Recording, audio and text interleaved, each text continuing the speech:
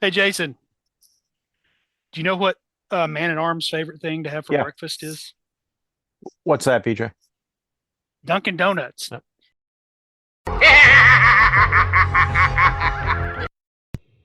Most unlikely of villains, smooths of brain and for pause. Does it talk?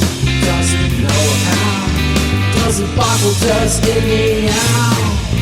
In the lair of the Cerebrevore, has shown so much more.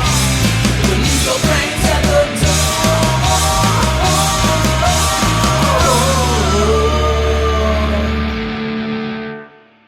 They missed a tie. Yeah, they missed a tie in there. A pretty obvious Yeah. tie-in. Yeah. All right. Welcome, Well, everybody. We've got a great the, panel put together, and I think we're experiencing a little bit of lag, so bear with us as we sort out our timing.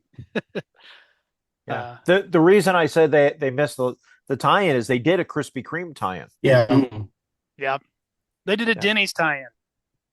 yeah, which I heard was not good. I heard one person before he went to the theater and he had to throw it up Oh my. after he Oh got my. to the theater. Okay. Oh no. Okay. Yeah, I But had a friend who went to I see it guess it, yesterday, and then there was a power outage. So I said, you missed the movie because they didn't have the power. wow. All Wow. right. Yeah, there did seem to be a lot of that type of, cheeky humor and, advertisements and homage to uh, Masters of the Universe past and other things like that. I'm sure we'll get into it, but I Yeah. definitely remember. Well, it did seem that there were a lot. right, which actually I appreciated a lot of that. I really did. When they're in the police car and I have the power came on. That was Mhm. great. I, Yeah. yeah, And stuff I like that. enjoyed a lot of that. Even the thing with Dolph Lundgren, with Mhm. the journey thing, I Yeah. all that worked for me. Cool. All right. Well, let's back up and introduce ourselves. I'm, of course, BJ Boyd, the host of the still in existence but rarely seen Arcane Alienist podcast. Um, Mhm. and with me is Carl Rodriguez of the GMologist Presents. How you doing, Carl? Hello. I'm doing fine. Thank you. And we have Merc the Meek of Merc the Meek's podcast. How are you doing, sir? Doing well. Thanks for having me. And out of retirement, we have Jason Connerly of the previous All right. Nerds RPG Variety. Good friend to all of us. Probably a major reason all of us got into podcasting to begin with. So good to have you with us, Jason. No, thank you for inviting me. I'm All glad to right. be here. So we're talking about the brand new Masters of the Universe. I almost said role playing game. The new out. It's been out for 2 weeks now. Masters of the Universe, a live action film, and I think we've all seen it. And we're just going to kind of share some of our original thoughts. So, Jason, why don't we start with you? What are your kind of opening thoughts on the movie? So for me, I hate to say it, but it's a little bit of a swing and a miss, and maybe in the show notes you can post that video. You can put a link to that YouTube video I put in the chat. But Yeah, there's a video that's not a hit piece or anything, but that talks about how we're at the point of meta modernism, and I'll let you watch this video and see what all that is. But for me, I loved. So I started with Masters of the Universe before the cartoon. I had the original toys, and they first hit the market a year before the cartoon came out, and we had the mini comics and all that. There's no Atom, there's no none of that, and so for me, the cartoon always felt a little bit off because I never liked Atom. But that said, when I watch this movie, I see the love that went in this movie. I like they did the character designs for the most part accurate to the original, to the toys and to the cartoon, and Mhm. I enjoy the references to the '87 movie. There are multiple references to that. The references to the cartoon in there. There's references to the origins of He-Man. So the toy line. So if you watch any like the Toys That Made Me or the Power, I think it's the Power of Grayskull. There's a documentary out. you'll recognize a lot of the references, why Big Jim is in there and why, all that's in there. And there's a lot of love that went into this. There really is. And I recognize that love, and I appreciate what they did, and I hope, they have another movie, and I'm glad they made it, but it didn't quite work for me. And I think that's because it wasn't bold enough to, little things like, Ram Man wasn't Ram Man's name, just didn't work for me.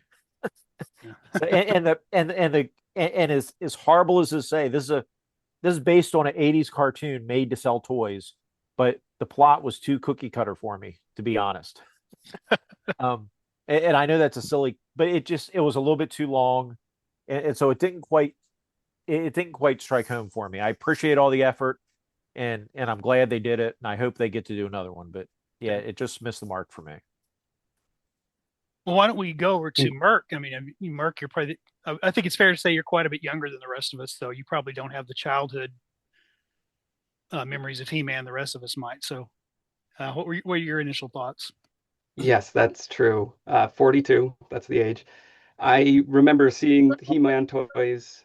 Uh, my brother, I talked to him about it. He's watched it. He's watched Thundar. He's one of the older brothers.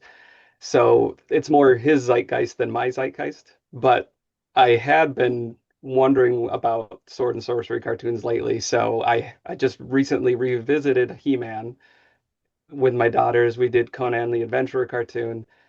But because I got girls, they were more interested in She-Ra. So actually, I rewatched today as well, the first episode of He-Man, the cartoon. Then I've hopped over to She-Ra and watched the first 5 episodes, which is kind of like the movie introducing She-Ra that they cut up into the episodes. So I have more experience of He-Man through She-Ra. But I enjoyed the movie, and I don't disagree with what Jason has to say about the meta-modernism thing and being a little too jokey about things.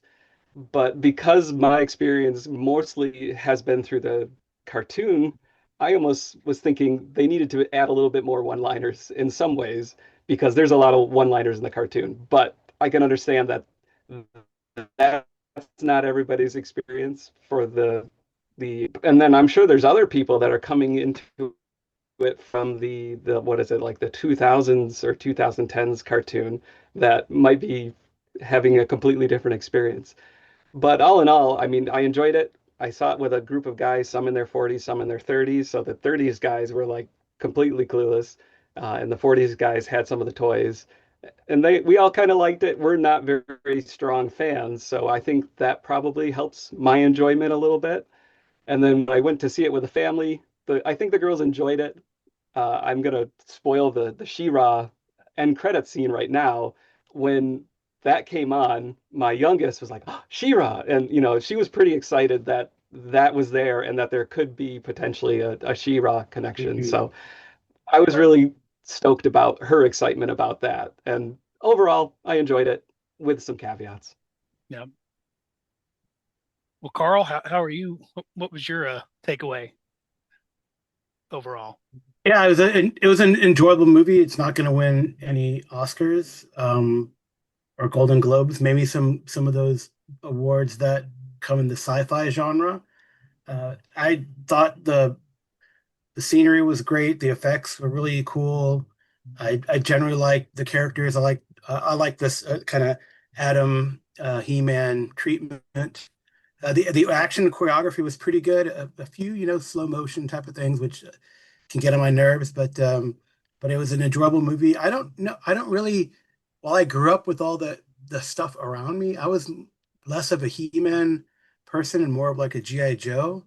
I guess I always thought that the He-Man stuff was a little corny, but still, it's cool. I really enjoyed like a couple years ago the cartoon that was on, I think, Netflix, which was really good. It got me back interested in the He-Man verse. And then they've had, Fate has had a game, Masters of Umdar or something like that. And there's uh, some sort of He-Man hack for as far as role playing goes that I've been really interested in doing and checking out. And the whole post-apocalyptic thing is is kind of cool. The way that they framed it, at least in the cartoon and somewhat in this, it was kind of, Skeletor destroyed the world pretty much, and it's kind of post-apocalyptic or post-cataclysmic. So it was a fun movie. I think I got a little. I didn't get all the references. I got some, like the Dolph Lundgren that appearance that Jason mentioned, and it's fun that just sort of random things happen that kind of were references to the He-Man verse and some of the tropes. I did honestly get a little annoyed at a lot of the innuendo, but maybe I'm growing uh, prudish in my old age, or I think maybe the potty humor. I'm not as much of a fan anymore. I guess I'm too serious. But it was fun.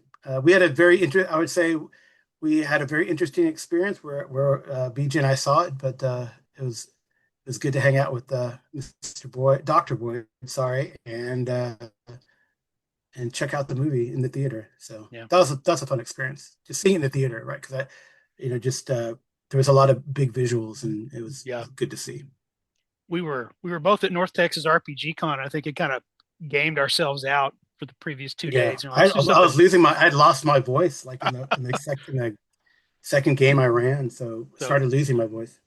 Yeah, so we went and saw that, and there were a bunch of teenagers, and I think unfortunately the teenagers in the row with us had come less out of interest in the movie and more out of just wanting to hang out with one another. So at one point, one girl who kept getting up and going out, their friends actually told her to stop. I mean, it didn't disrupt the movie; it was just kind of there. But I felt like I'm like with Jason in the point that I had the toys when they first came out. The mini comics were really my exposure. I wasn't even aware of the DC proper comic books that they had published in between the first two runs of mini comics and the advent of the animated series, where they introduced the concept of Prince Adam. So I was completely taken for a loop the first time I sat down to watch that cartoon, and he has a secret identity. So having said, I prefer He-Man to not have the secret identity. The way they sort of addressed it, they went ahead and made him Prince Adam and addressed it here where it's not a secret identity. It's just sort of who he is before he comes into his own as He-Man. Of course, they made a joke of it at the end, him trying, a kid growing up in America, on Earth, he's viewing all these people through the lens of the superhero. So he's giving them superhero names, himself a silly superhero name. So I don't know if that landed perfectly, but I don't know what else you could do with it. So I did appreciate the way they tried to. You could have just given them their weird names and just said, well, that's just the genre. That's just what it is. But if they aren't going to do that, I think it's more kind of, yes, they have real names. These are just code names, or the names they're known by in legend because of their, they are the ones that have funny names are all superheroes. They have bizarre and superpowers compared to even normal Eternians. So overall, I liked it. I thought it was really fun. I got to go first with Carl, and then last night I took my son, who's 17, and he really enjoyed it. He's watched enough of the old cartoons that he got some of the references, particularly his favorite part is the belly laugh at the end, where they all hands on hips, head thrown back. He did like that, and seeing Orko pop up there at the end. So we cannot be spoiling this movie for anybody who cares at this point. The major spoilers were there on social media less than 24 hours after it hit the screens with no warnings. And I think they're mostly predictable as well. So. Yeah, definitely. And it's not that I don't want to see humor in it. I'm almost like Merc, where a little more one-liners would have been good in there. I guess the fact it's basically, they just reworked the plot for Thor Ragnarok, and that and the name thing, but I don't know. It like I said, I want to love this, and there's so much in there I do love. It's just that maybe I need to rewatch it because it was just a little bit flat for me when I did. But I do appreciate what they were trying to do. What I don't appreciate is them, Alan Oppenheimer. Pretty sure that's the right name. Alan Oppenheimer is the voice of Skeletor in the cartoon. He's still alive. He's 96, but he's still alive. He still goes on interviews and does the Skeletor voice. They could have let him do the Skeletor voice. Yeah. And yeah, the Skeletor voice bothered me, and you know, which is kind of weird. But I would have much rather have had them had the cartoon correct Skeletor voice. Yeah. Or they could have given him a cameo to do something where you could clearly go, "Oh, that was the old Skeletor." Well, yeah. that was the other thing. Just real quick, talking about cameos. So in the '87 movie, they did a contest, and Mattel did a contest, and the winner of the contest was going to be in the movie. And because of budgeting issues and other issues, that role ended. You know, kid won the contest. He was Pig Boy in the '87 movie, who's this little guy with a pig head that hands Skeletor's staff near the end of the movie. Like that's all he Yep. is in the movie, right? Well, Pig Boy has a little scene in here when Skeletor he goes wakes up Skeletor, Yeah. right? But it's not the same actor. Which maybe that guy. I don't know if they couldn't find the kid, you know, the grown up kid now or whatever. But I kind of wish that had been this, and maybe it couldn't have been the same actor, right? It's a tie into that movie, which is interesting. Yeah. But you know, it's kind of a it. I don't know. It's there's a lot in here that's really good. Like say, you can see the love to it, and the care about the property, and there's I just Yeah. yeah, I don't know why it doesn't quite work. I'll tell you what does work for me. It really though is the casting. I think everybody really did a good job in the characters Yeah. they were playing.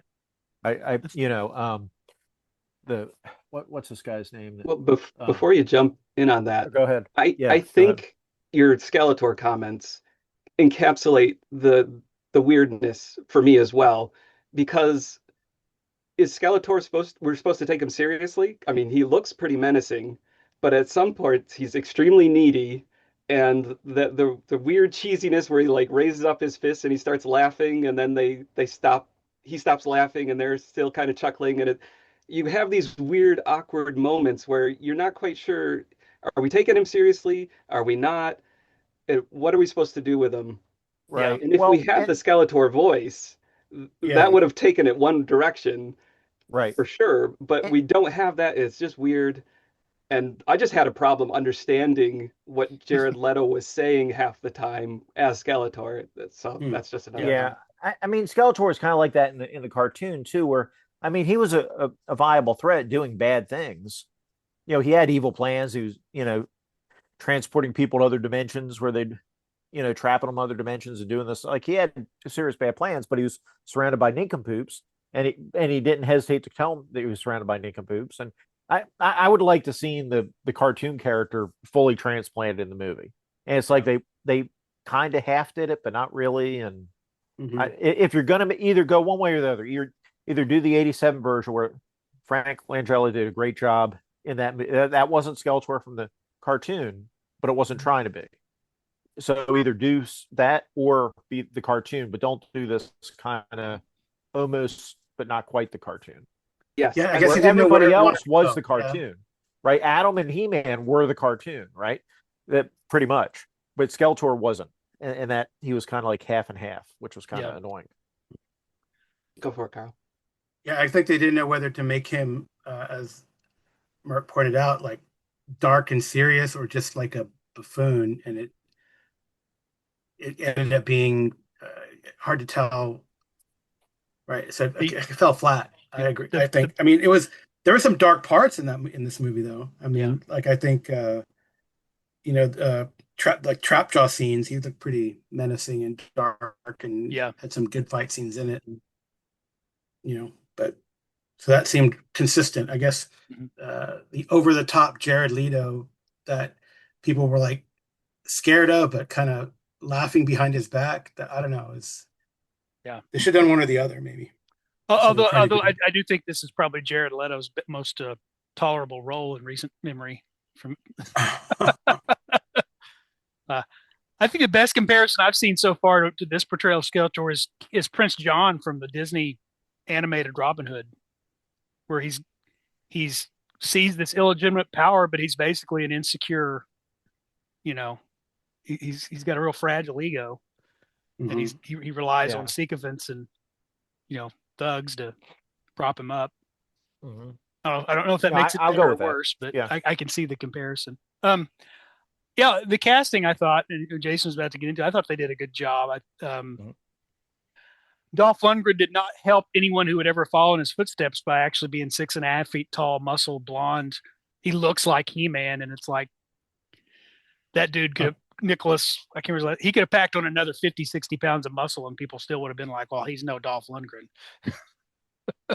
No, but he was fine. He Yeah, honestly, fine. as far as the physical, his physical look was, he was plenty big enough. Honestly, I thought his Adam and his He-Man, I thought he really looked the part, and because he's a comedian, I think it's easier for a comedian to do serious roles than the other way around.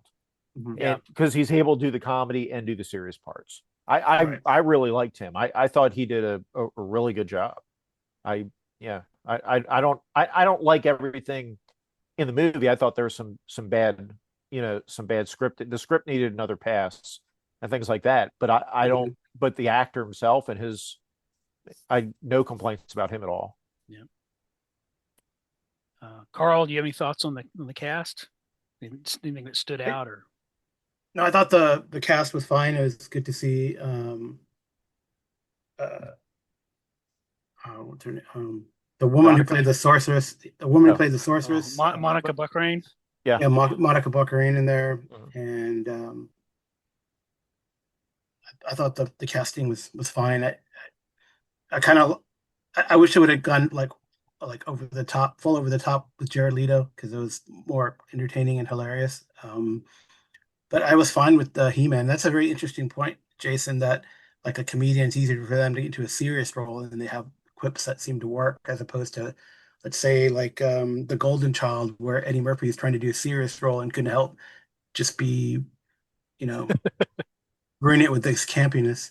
But the campiness worked in this. That's the cool thing. Well, this is supposed to be a campy movie. I mean, it's expecting it to be campy. It's not serious. Yeah, it's a movie about toys. I mean, a toy line. Come on. And I think that's the problem, is they kind of didn't quite get the balance between serious and accepting. Yeah. They had to fully accept you had to fully accept the concept, right? And I think, look at like James Gunn's Superman, right? The most recent Superman. Yeah. You have Guy Gardner in there with that stupid haircut and all that, right? But they fully accept they accepted this is what we're doing, and it wasn't. And people made fun of his haircut and all that, but it wasn't. It worked.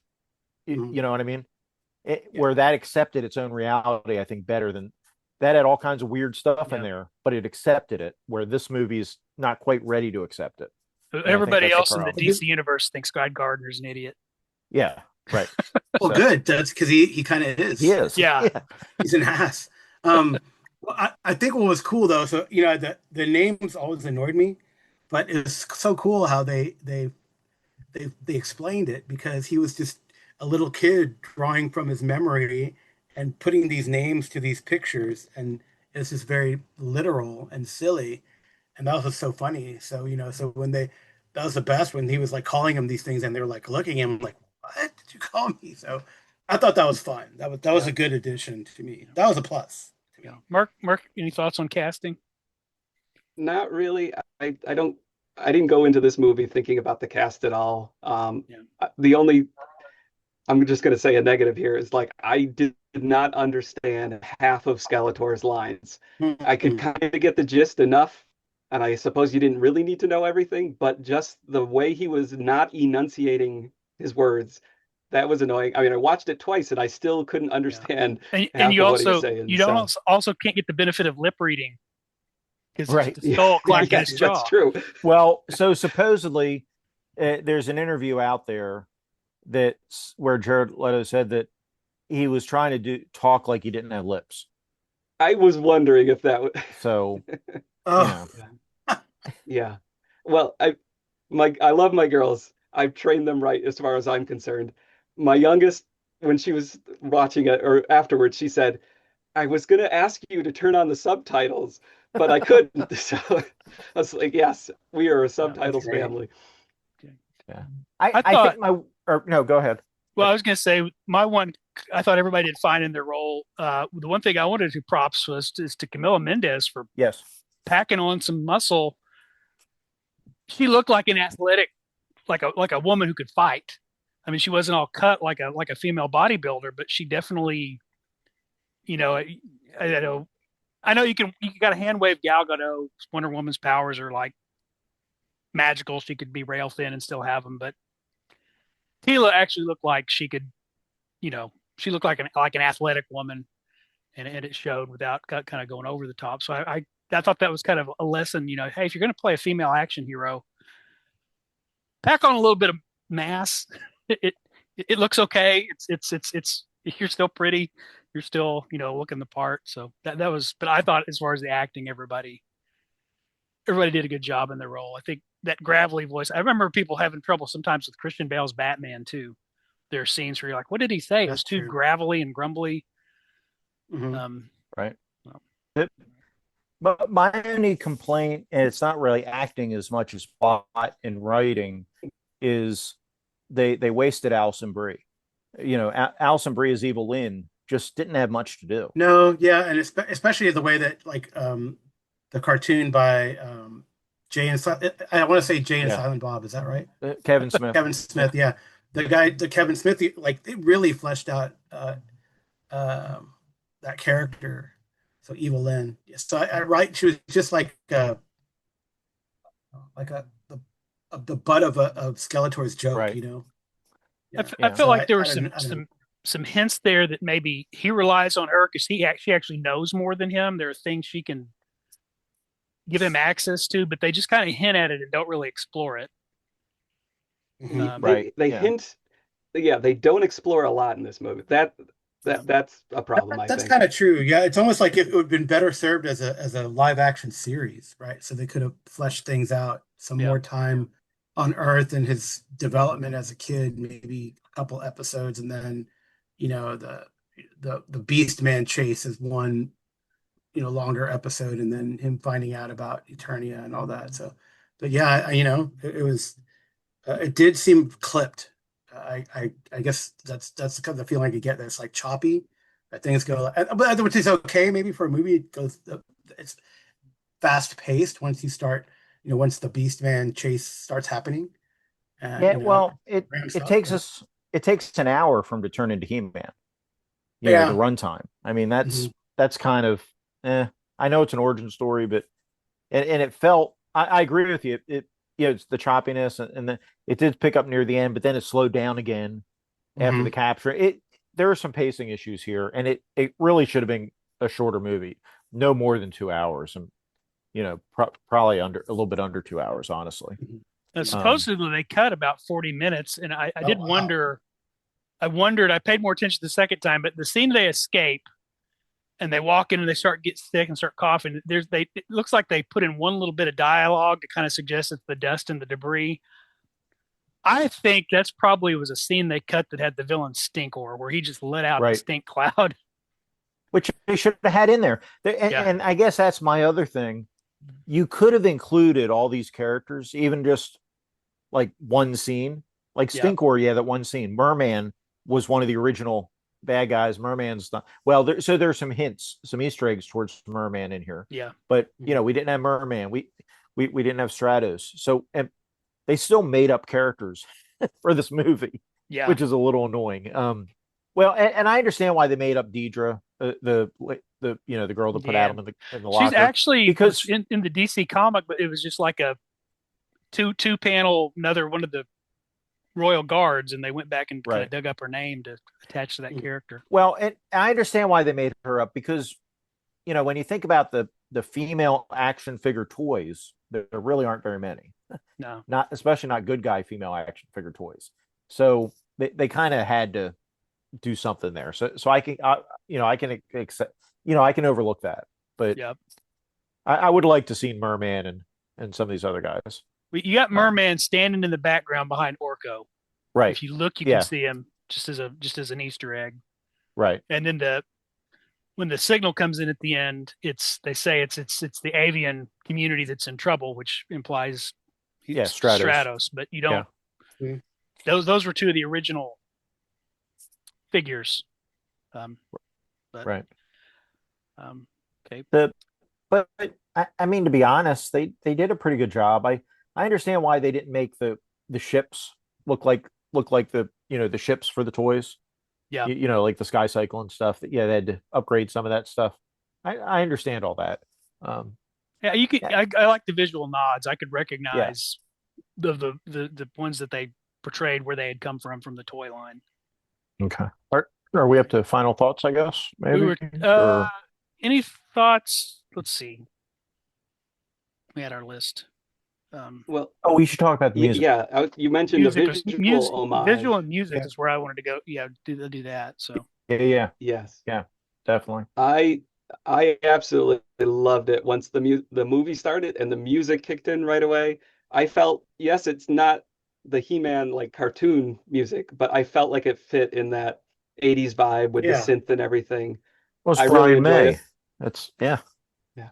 That's why. Yeah. Sorry, I didn't mean to cut you No, off. it's all good. I mean, I have listened to the soundtrack separate. I don't usually listen to music soundtracks or movie soundtracks, but I've been listening to that one because I just really enjoy it. Yeah, I think them hiring Brian May to do that was genius. Yeah. well, I think that was a genius stroke. you've got a definite homage to Flash Gordon and Right. Highlander Yeah. with that music, and they even used the song from Highlander at one point. The Yeah. Princes of the Right. Universe. Which was for the Hero March that and then we have that where Stinkor probably appeared in the Yeah. uncut in the original. Yeah. They even, I think in the opening credit, they even say, what is it? The Guitar of Power by Brian May, the music by whatever, and then Guitar of Power by Brian May. Yeah, I really enjoyed it. I've been listening to it too, Merc, and particularly you do get that last little version of the original series theme song at the end when his last transformation when he's kind of riding off, and that's on the soundtrack.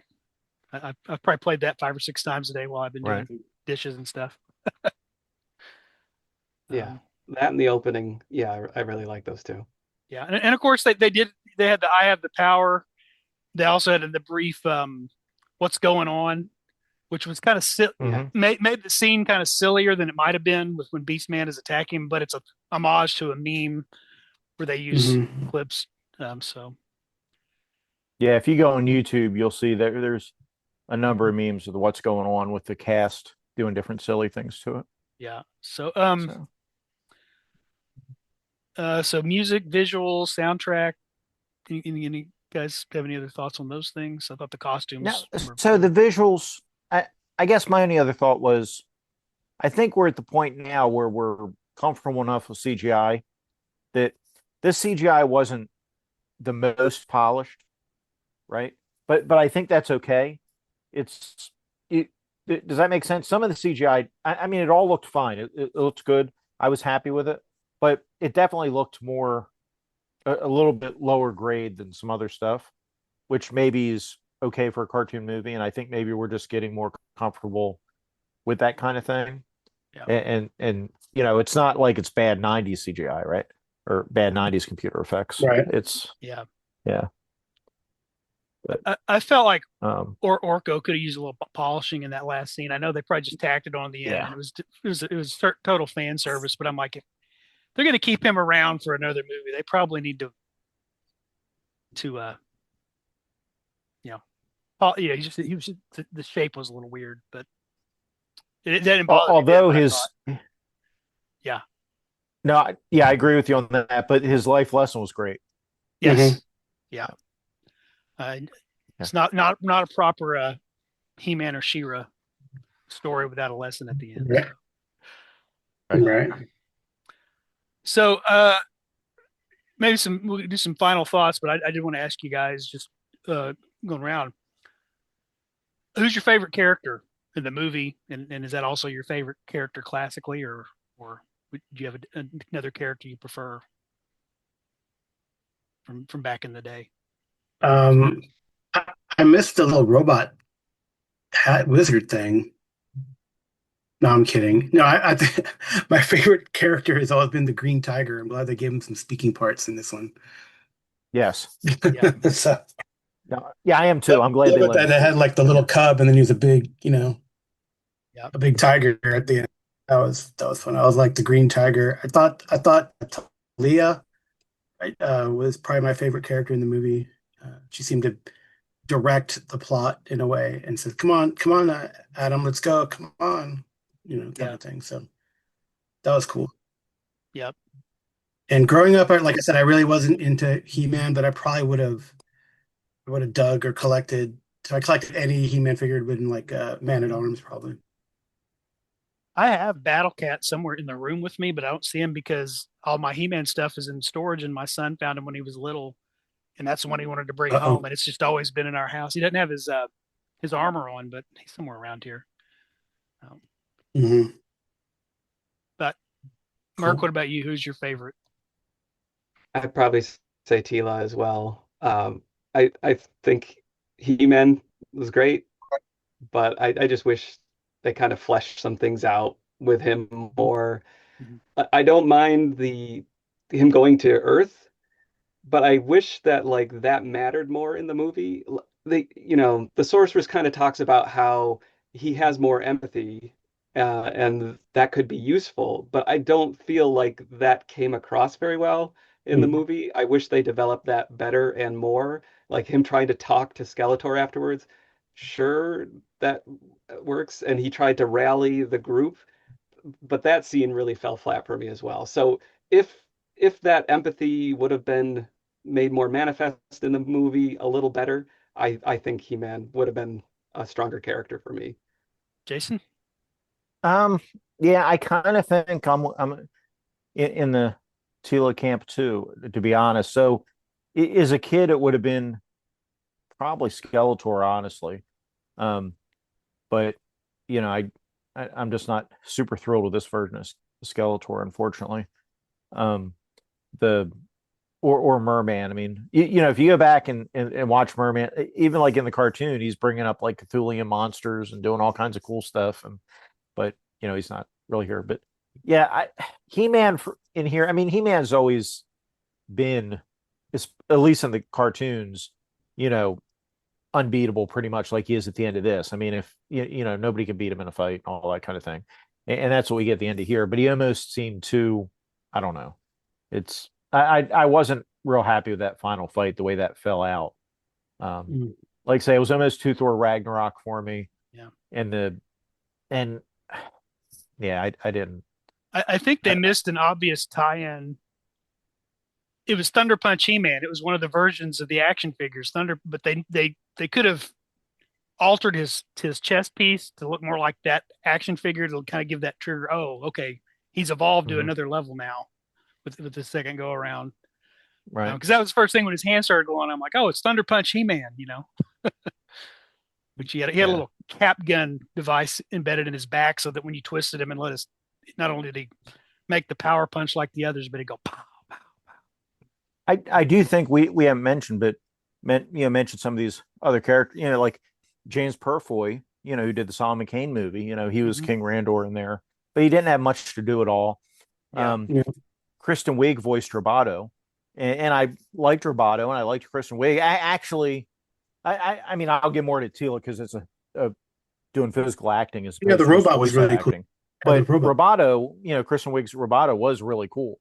Mhm. 100%. And Man at Arms, obviously, Idris Elba was a great actor, and he did a Yep. great job in here. It's kind of the same, to some degree, a similar arc to what they did with the cartoon, the Kevin Smith cartoon. Yeah. Mhm. In some ways. But I just didn't see a need for having the drunk Man at Arms arc. Honestly, that I think you could have cut that and made the movie cleaner. Yeah. To be Yeah. honest, so He just I don't know lost what. confidence. Yeah, He could, although since the flask actually is built into the armor right there, I thought that was kind of cool. Makes you wonder. this is now the You second know, time in live action where they've put the vent on his chest piece as an homage to the action figure, but not actually used it as a face shield like it was intended. That was right, the way it worked on his action figure. That he has that half helmet on his head, and the piece on his armor is actually the replaces the visor for like a knight's helmet. right. But oh well. So how about you, BJ? Who was your favorite? It's hard to pick. I did it, I know with all the problems, I still did enjoy some of the humor of Skeletor because at this point, Skeletor has become a meme for ridiculous villain monologuing and insults. He insults everybody. Somebody said one time, and it's the original Skeletor. He's the only one who knows he's a cartoon character, so he's not taking any of it that seriously. Right. He knows he's going to get away.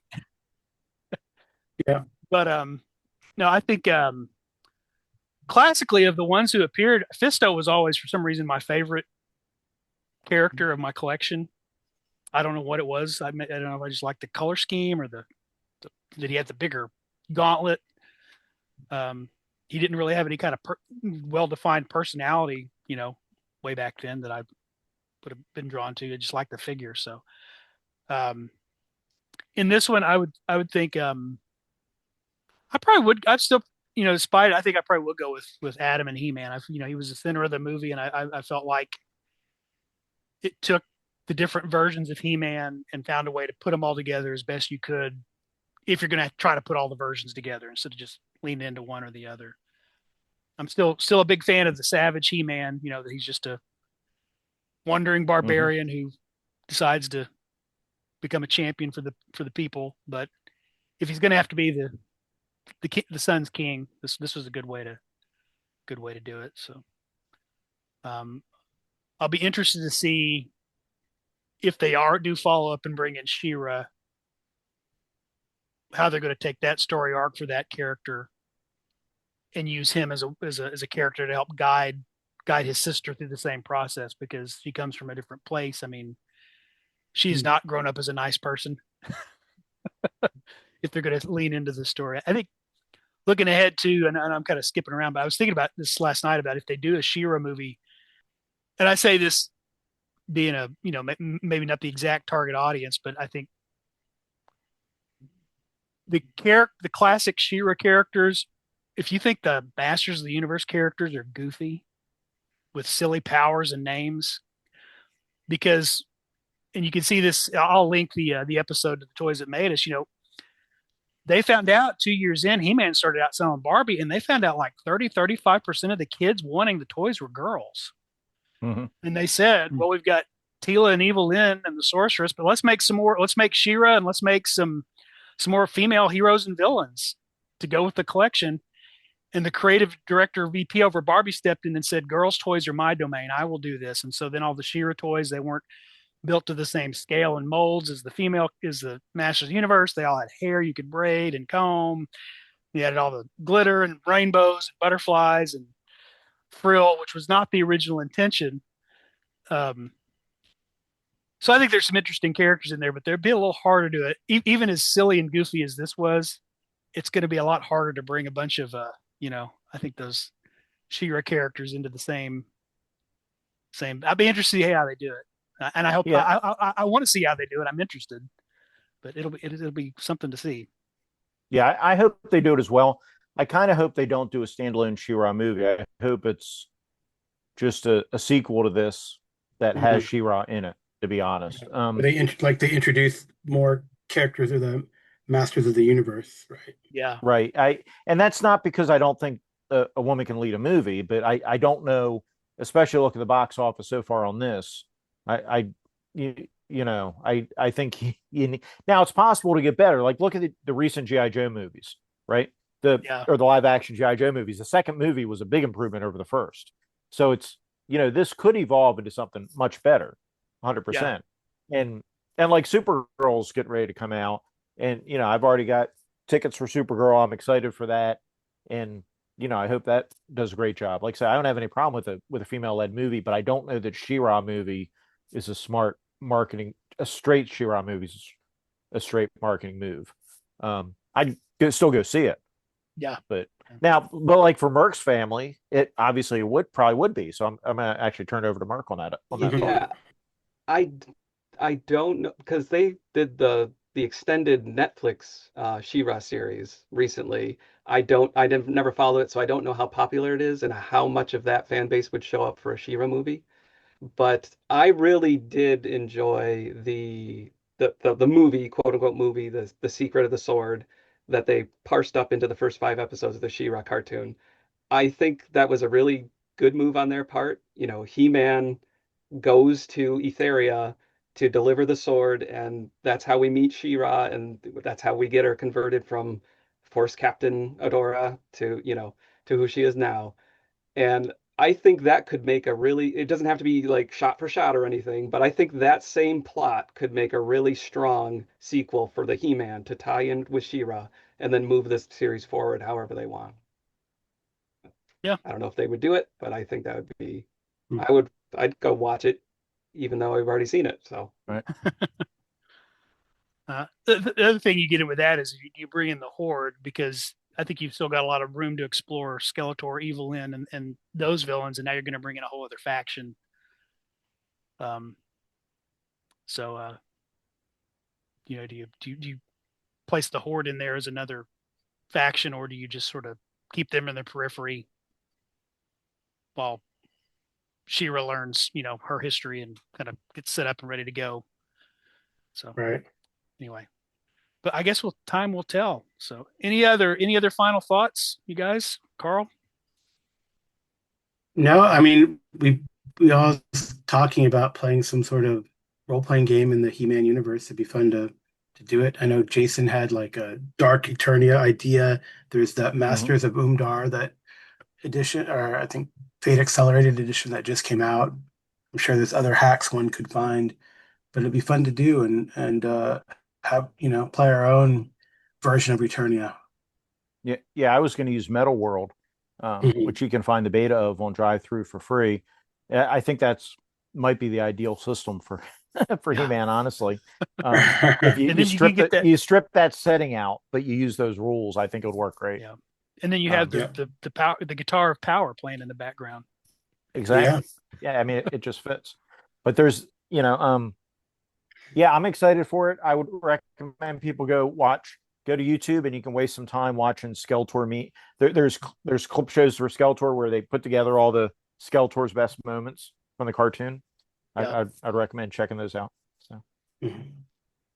is Barrel Rattle Games, is that James Spahn or is that somebody else? He's going to do a Kickstarter, or it's currently running for Blades of Power, which I think is more or less a He-Man on a BX chassis. That's another possible option for gaming in He-Man land. I think the challenge is for role playing games. It's going to be a superhero role playing game in a sword and sorcery setting, because that's what yeah, the, the characters all have some sort of unique. And I guess it didn't have to be DC level superheroes. You can scale it back, but that's sort of the stick, is everybody's got some special ability because they're either some kind of wizard or mutant or enhanced. Cyborg or something, Yeah. right? Yeah. Yeah. Well, and that's why I think Metal World would work. But I'm actually backing that Kickstarter there, Merc. So, after you pointed out on Discord, so we'll see. But Okay. I'm not sure that a level based, zero to hero is the way to go for this kind of property or superheroes. Yeah, true. But I'm backing it either way. So we'll see what how it turns out.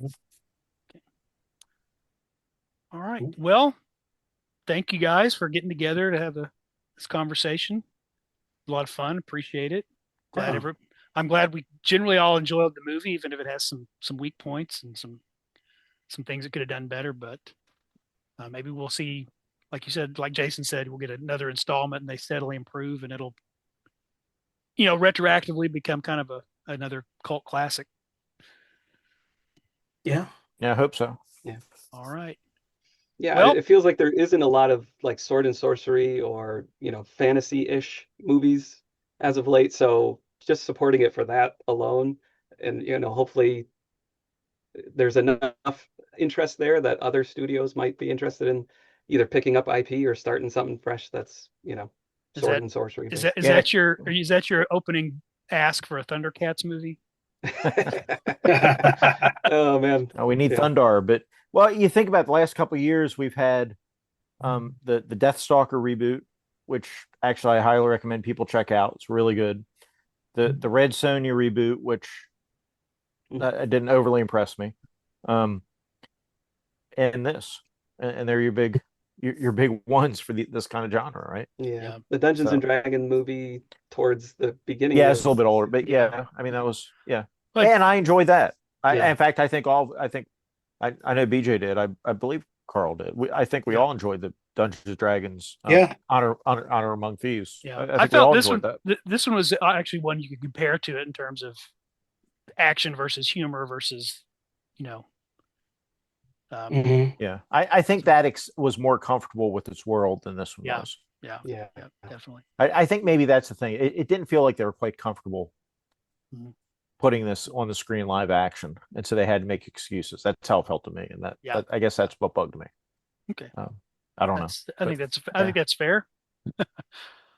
All right, well, if that's it, we'll wrap up, and maybe we'll get together for another movie review or find another topic of discussion in the near future. So, all right, good. Sounds good. Good to see you guys.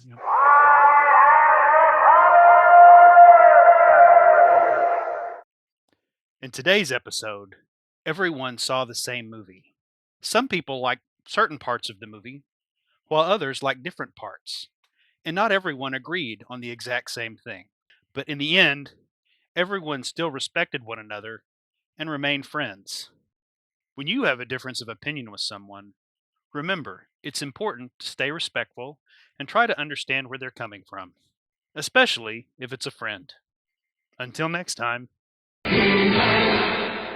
Nerds and Co broadcast, Cerebrevore podcast. Let's savor all the flavors from the sign of Hemstrom. The All-Stars and Pods past, Cerebrevore podcast. You're counting down your last as you admire them all. Something's playing teeth, or escaping your brain.